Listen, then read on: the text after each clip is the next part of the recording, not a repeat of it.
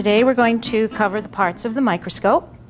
You are responsible for these parts, so you want to pay attention. You might want to take notes because you're going to be responsible for them during your lab practical. All right, first off, carrying the scope. Whenever you carry the scope, you've got a hand on the base and a hand on the arm. You always carry it with both hands. Don't drag the scope across the table. If you need to move it, pick it up and relocate it.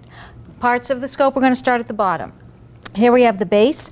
This is the part that supports the scope, and it contains your on-off light. All right. This is the light source. It's a very low wattage bulb that projects onto the slide, and the reason it's low wattage is that if you have living tissue or living cells on the slide, you don't want to cook them. So you don't want the light to be too hot. As we move up, we have the stage. The stage contains the iris diaphragm, which is the part of the scope that lets the light through to the slide. You can let in more light or less light because you can't change the wattage of the bulb. We have mechanical stages on our scopes. So you have your stage clips where your slide goes in, and then you have mechanical stage clip knobs that move the slide. Here we have the coarse and fine adjustments. When you are making very wide movements of the stage up and down, you use the coarse. The fine is only used when you are moving towards higher magnifications.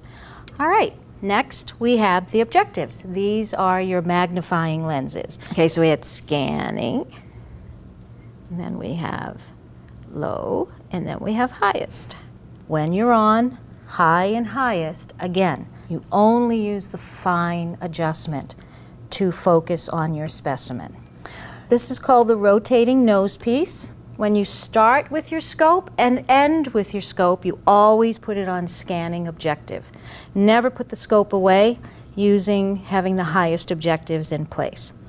This brings us to our body tube of the scope, and it contains the ocular eyepiece, which basically just takes your objectives and it magnifies them a little more.